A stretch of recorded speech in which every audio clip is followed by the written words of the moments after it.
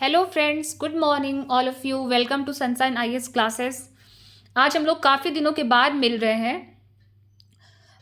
I know आप लोग सभी वेट कर रहे होंगे वीडियो का, बट वेरी सॉरी, क्योंकि दोस्तों मेरी एक छोटी सी एक्सीडेंट हो गई थी और शोल्डर इंजरी मतलब शोल्डर पेन इतना ज़्यादा था कि I was unable to make notes and all. So इसके लिए वेरी वेरी सॉरी।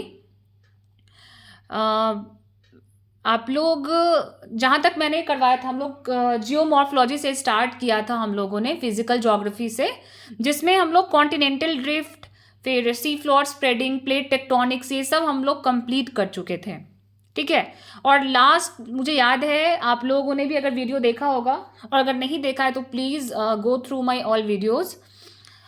उसमें मैंने एक क्वेश्चन दिया था लास्ट में, differentiate distinguish between the continental drift and plate tectonics. जैसे कि कॉन्टिनेंटल ड्रिफ्ट भी आप लोगों ने पढ़ा है, प्लेट टेक्टोनिक थ्योरी भी पढ़ा है आप लोगों ने, तो अब इसमें डिफरेंस बताना है कि डिफरेंस क्या है दोनों के बीच का। तो वो उसका डिस्कशन मैंने बोला था आप लोगों को कि नेक्स्ट क्लास में करेंगे, बट वही बात है, अनफॉर्चुनेटली सारा कुछ ये हो गया, मतलब एक्सीडेंट एंड ऑल, जिसके कारण बहुत दिक्कतें भी आई और मैं कंप्लीट बेड रेस्ट में थी। इसके लिए वेरी वेरी सॉरी। मुझे पता है कि जो स्टूडेंट पढ़ाई कर रहे हैं उनके लिए कितना डिफ़िकल्ट है, लेकिन फिर भी आज से मैं कोशिश करूँगी कि ऐसा ना हो और मैं वीडियोस डालती रहूँ, एंड इससे आप लोगों को, मतलब आप लोगों का क्लास नहीं मिस हो और आप लोग पढ़ाई करते रहो। ठीक है, तो फिर are you ready? Okay, let start. Question है, क्वेश्चन पे ध्यान देना है। Difference between continental drift and plate tectonics. देखिए, अगर ये क्वेश्चन एग्जाम में आता है तो आप लोगों को डायरेक्ट आंसर तो करना ही है। मतलब ज्योग्राफी जस्ट लाइक साइंस होता है कि बहुत कुछ उसमें नहीं लिखना होता है, लेकिन हाँ फिर भी एक स्मॉल इंट्रोडक्शन देना है। तो यहाँ पे मैंने नहीं दिया, यहाँ पे बस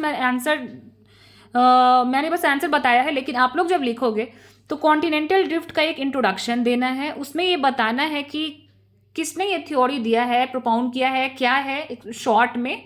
देन आफ्टर प्लेट टेक्टोनिक्स के बारे में बताना है। ठीक है। और उसके बाद बताना है कि ये दोनों थ्योरी, मतलब कॉन्टिनेंटल ड्रिफ्ट कैसे बताई है for origination of continents and ocean, then plate tectonic कैसे उसको प्रूव करता है लिटिल बिट, लेकिन फिर भी देन मतलब उसके बाद भी कुछ दोनों में डिफरेंस है, वो क्या है, तो हम लोग लिखना शुरू करेंगे आंसर। क्लियर?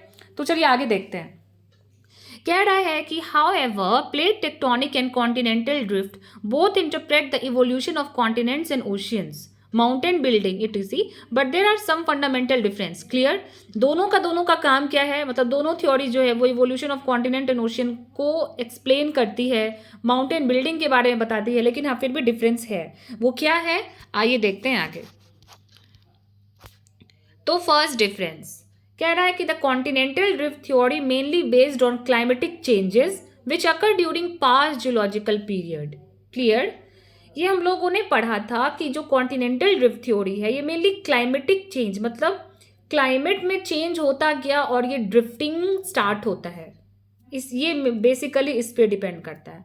अब वही प्लेट टेक्टोनिक में देखा जाए तो this theory is based on paleomagnetism, sea floor spreading and then computer fit map. Clear? Okay, ये सब हम लोग पढ़ चुके हैं, बस पॉइंट्स में डिस्कस कर रही हूँ, आप लोग देखते जाओ। और अगर आप लोगों में से कुछ नए लोग हैं तो प्लीज मेरा रिक्वेस्ट है कि प्रीवियस वीडियोस देखिएगा, तभी समझ में आएगा ये क्वेश्चन। क्लियर? नेक्स्ट पॉइंट देखिए। कॉन्टिनेंटल ड्रिफ्ट थ्योरी जो है स्टार्ट्स फ्रॉम कार्बोनिफेरस पीरियड। ये कार्बोनिफेरस पीरियड से स्टार्ट होता है। During early carboniferous period all the continents were united together as Pangaea. ये हम लोग पढ़ चुके थे कि कार्बोनिफेरस पीरियड में सारे कॉन्टिनेंट जो हैं वो एक थे, जिसको हम लोग क्या बोलते हैं, Pangaea. In late carboniferous period the Pangaea disrupted, Pangaea disrupt हो जाता है, किसमें किसमें, Angara land and then Gondwana land. In Jurassic period both the huge land masses disrupted into several parts. और फाइनली कह रहा है कि जुरासिक पीरियड में वो बहुत सारे पार्ट में डिसरप्ट हो जाता है। मतलब ये था कॉन्टिनेंटल ड्रिफ्ट थ्योरी के बारे में। अब अगर देखा जाए कि ये प्लेट टेक्टोनिक में क्या बोला जा रहा है, this starts from pre Cambrian period. ये प्री कैम्ब्रियन पीरियड में स्टार्ट होता है, मतलब कि 700 मिलियन ईयर एगो। ठीक है। And also illustrate the situation after 200 million year from present time. मतलब प्लेट टेक्टोनिक बस पास्ट के बारे में ही नहीं, ये स्टार्ट होता है 700 मिलियन ईयर एगो और ये आपको 200 मिलियन साल आज के प्रेजेंट टाइम के बाद तक का इंफॉर्मेशन देता है। कौन? Plate tectonic. यहाँ पे कह रहा है कि about 700 million years ago there was existence of first Pangaea. मतलब एक पैंजिया था बड़ा सा, मतलब सारे कॉन्टिनेंट्स यूनाइटेड थे। और ये जो पहला जो ये फर्स्ट पैंजिया जो है ये डिसरप्ट होता है कब? 600 to 500 मिलियन ईयर्स एगो में। वो कौन सा टाइम पीरियड है? तो Cambrian period. As a result of plate motion different continents and oceans evolved. कह रहा है कि प्लेट मोशन होता गया और डिफरेंट डिफरेंट कॉन्टिनेंट्स ओशियन जो है वो इवॉल्व हो गए, ठीक है, कैम्ब्रियन पीरियड में। Further all the continents united together to form second Pangea between 300 to 200 million years ago। अब कह रहा है कि 300 to 200 million years ago में second Pangea आ जाता है। क्लियर? मतलब कि आप देख रहे होंगे कि एक बार पैंजिया आया, वो डिस्टर्ब होता है, फिर नेक्स्ट टाइम फिर से पैंजिया, मतलब फिर से यूनाइट हो गया कॉन्टिनेंट्स एंड ओशियंस, अब फिर से इसका डिस्ट्रप्शन होगा। The second Pangaea disrupted between 180 to 150 million years एगो and the present continents and oceans evolved. और प्रेजेंटली जो अभी हम लोग कॉन्टिनेंट्स एंड ओशियन देख रहे हैं उसका डिस्ट्रप्शन ये सेकेंड पैंजिया में होता है। There would be third Pangaea after 200 million years, sorry million year after है फ्रॉम द प्रेजेंट। क्लियर? मतलब कि बोल रहा है कि थर्ड पैंजिया भी होगा। कब होगा? तो अभी के प्रेजेंट टाइम से 200 मिलियन ईयर्स आफ्टर, मतलब 200 मिलियन ईयर्स बाद होगा ऐसा। क्लियर? ओके, तो थर्ड पॉइंट में चलते हैं। कह रहा है कॉन्टिनेंटल ड्रिफ्ट थ्योरी के बारे में। According to continental drift the North and South America drifted westward. मतलब कॉन्टिनेंटल ड्रिफ्ट थ्योरी के अकॉर्डिंग ये जो नॉर्थ और साउथ अमेरिका है ये वेस्ट की तरफ ड्रिफ्ट हुआ था, हम लोगों ने पढ़ा भी है। Africa and peninsular India north की तरफ या फिर इक्वेटर वर्ड, मतलब इक्वेटर की तरफ गया वो। But it does not represent the rate of movement और rate of drift of continent. लेकिन ये नहीं बताता है कि रेट ऑफ मूवमेंट क्या है और रेट ऑफ ड्रिफ्ट ऑफ मतलब किस रेट से कॉन्टिनेंट का ड्रिफ्टिंग होता है, ये चीज़ का एक्सप्लेनेशन नहीं है किसमें? कॉन्टिनेंटल ड्रिफ्ट में। बट आइए देखते हैं प्लेट टेक्टोनिक्स क्या कहती है इस पॉइंट पे। कह रहा है plates are continuously in motion. इसका कहना है कि प्लेट्स तो कंटिन्यूअसली मोशन में है over the plastic asthenosphere in different direction. Plate tectonic also illustrate the rate of movement of plate. ये प्लेट टेक्टोनिक जो रेट ऑफ मूवमेंट भी बताता है। मतलब रेट ऑफ मूवमेंट क्या है? 0.6 से 9 सेंटीमीटर पर ईयर, ठीक है, डैट इज 1.3 to 18.3। मतलब कि ये जो प्लेट, ये जो कॉन्टिनेंटल ड्रिफ्ट है ये रेट के बारे में कुछ नहीं बताता है, लेकिन ये जो प्लेट टेक्टोनिक थ्योरी है ये हम लोग को रेट ऑफ मूवमेंट के बारे में भी बताती है। तो ये एक डिफरेंस हो गया। नेक्स्ट कह रहा है कॉन्टिनेंटल ड्रिफ्ट के बारे में। Two forces are responsible for drifting of continents. कौन कौन सा? फर्स्ट है tidal force of moon and sun, ये हम लोगों ने पढ़ा था। कह रहा है कि जब वेस्ट वर्ड ड्रिफ्ट हो रहा था नॉर्थ एंड साउथ अमेरिका का, तो क्या होता है? Tidal force of moon and sun के कारण ये चीज हो पाया। मतलब पहला फोर्स वो ये ऑल्फ्रेड वीगनर ने दिया था। सेकेंड है differential gravitational force and buoyancy.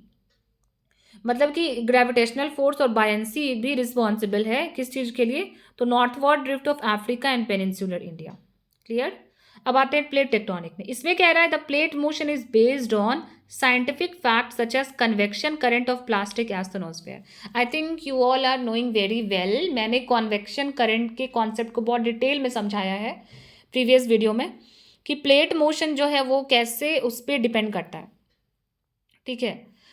तो इसका रीज़न कुछ और है। Slab pull as result of negative gravitational anomaly along the trenches. मतलब ट्रेंच के पास स्लैब पुल होता है। And upwelling of magma along the mid oceanic ridges. मैं डिटेल में यहाँ पे नहीं समझाने जा रही हूँ क्योंकि I have already explain this in previous video. So please who are the new, please go through my previous videos and then attempt this question, and after attempting the question you can watch this video. Clear? Okay, next है the continental drift interpret the origin of new fold mountain system like Rocky, Andes, Alps, Himalayas, Atlas. ठीक है, ये सारे के बारे में बताता है. However, the plate tectonic illustrate the origin of both new fold mountain system and ancient mountain. बोल रहा है कि प्लेट टेक्टोनिक जो है वो न्यू फोल्ड माउंटेन सिस्टम के बारे में भी बताता है और एंशिएंट माउंटेन के बारे में भी, like Appalachian and Ural mountain. Clear है? तो ये ज़्यादा बता रहा है ना प्लेट टेक्टोनिक, तो ये एक डिफरेंस है. नेक्स्ट देखते हैं. कह रहा है the continental drift has made an effort to illustrate and solve the following problem. ये सारे प्रॉब्लम को सॉल्व करता है. Evolution of continents and ocean, origin of alpine orogenic belt, then carboniferous glaciation. अब यहाँ पे देखिए आप प्लेट टेक्टोनिक, इसके बारे में कह रहा है plate tectonic presents rational explanation of the following problems of geophysics. ये रैशनल एक्सप्लेन करता है ये सारे प्रॉब्लम को. मतलब एक तो पहले ये कॉन्टिनेंटल ड्रिफ्ट को प्रूव करता है कि हाँ कॉन्टिनेंटल ड्रिफ्ट हुआ है, mountain building, sea floor spreading, evolution of island arc and island festoons, volcanism and seismicity and their distribution, metamorphism of rocks, etc. That is why plate tectonic is termed as great scientific achievement of the 20th century. समझ में आया? तो plate tectonic का दायरा कितना बड़ा है, वो कितने सारे चीज़ों को प्रूव करता है. क्लियर? अब यहाँ पे देखिए तो वही है conclusion. Thus, we may conclude that plate tectonic is better than the continental drift. However, continental drift laid foundation of plate tectonic theory. दोनों में से किसी को भी नहीं बोल सकते हैं कि ये इम्पॉर्टेंट नहीं है तो ये है, इसलिए क्योंकि हाँ प्लेट टेक्टोनिक जो है वो बेटर मतलब एक्सप्लेन करता है ये कॉन्टिनेंटल ड्रिफ्ट को. लेकिन ऑब्वियसली अगर कॉन्टिनेंटल ड्रिफ्ट थ्योरी नहीं होता तो शायद ये प्लेट टेक्टोनिक भी नहीं होता, क्योंकि कॉन्टिनेंटल ड्रिफ्ट थ्योरी से ये प्लेट टेक्टोनिक थ्योरी का कॉन्सेप्ट जो है वो आता है. तो ये फुल आंसर है. अगर इस टाइप का क्वेश्चन एग्जाम में आता है डिफरेंस के लिए तो आप पूरा का पूरा सारा पॉइंट जो मैंने बताया है डिट्टो उसको याद करके आप लिख दो, यही उसका आंसर है. क्लियर है? तो ये क्वेश्चन का डिस्कशन यहाँ पे ओवर हो जाता है. नेक्स्ट जो वीडियो मैं डालूंगी मोस्ट प्रोबेबली मैं आज ही वो वीडियो डाल दूँगी क्योंकि काफ़ी क्लासेस मैंने मिस किए हैं, तो मैं आज वो वीडियोस डाल दूँगी. वो टॉपिक है वोल्केनिज्म का. ठीक है, हम लोगों ने अभी तक क्या क्या कंप्लीट किया है. Origin and evolution of the earth's crust, earth movement and plate tectonic, ये टॉपिक कवर हो गया है. नेक्स्ट जो टॉपिक है वो वोल्केनिज्म है, वो हम लोग करेंगे. और उसके बाद cycle of erosion, Davis and Penck, ये भी काफ़ी ईजी है, ये हम लोग करेंगे. तो आज मैं किसी टाइम में वोल्केनिज्म का भी वीडियो डाल दूंगी, आप लोग प्लीज़ देख लीजिएगा. और हाँ एक और इम्पॉर्टेंट चीज़ है, आप लोग अगर सिविल सर्विसेज का प्रिपरेशन कर रहे हैं, बीपीएससी के लिए हैं, चाहे जेपीएससी, चाहे और भी कोई अदर मतलब सिविल सर्विसेज, चाहे यूपीएससी के ही आप स्टूडेंट्स हैं, चाहे कोई दूसरा कॉम्पिटिटिव एग्ज़ाम भी हो, तो आप लोगों को एक बार एनसीईआरटी ज़रूर पढ़ना चाहिए. क्योंकि एनसीईआरटी अगर आप 6 से लेकर के 12 तक पढ़ते हो तो ये सारा टॉपिक जो अभी मैं पढ़ा रही हूँ इसमें बहुत सारा बेसिक टर्म्स आते हैं. तो ये सारा टर्म्स आपको समझना इजी हो जाएगा क्योंकि अभी सिलेबस इतना ज़्यादा है, क्योंकि एक एक सारे टर्म्स को एक्सप्लेन करना जो है वो मुश्किल है. तो मेरा ये सजेशन है कि मैं एक लिंक शेयर कर दूँगी आज डिस्क्रिप्शन बॉक्स में. उसमें मैंने एनसीईआरटी सीरीज स्टार्ट किया है, क्लास 6 से ज्योग्राफी से स्टार्ट किया, जो कि मैं सारे सब्जेक्ट पे करवाऊंगी, लाइक ज्योग्राफी, हिस्ट्री, पॉलिटी और भी जो भी है साइंस, वो आप लोग कंटिन्यू देखिएगा. तो उसमें जो भी बेसिक है, लैटिट्यूड किसको कहते हैं, लॉन्गिट्यूड किसको बोलते हैं, सोलार सिस्टम, चाहे जो भी और भी बहुत सारा टॉपिक्स कवर होगा उसमें एनसीईआरटी में, तो उसको एक बार प्लीज़ देखिएगा. और ताकि मतलब कि आगे आप लोगों को ज्योग्राफी का कोई भी टर्मिनोलॉजी समझने में इजी रहे. ठीक है फ्रेंड्स, तो इसी के साथ ये वीडियोस मैं ख़त्म करती हूँ, एंड करती हूँ. तो प्लीज़ इसको ज़रूर देखिएगा.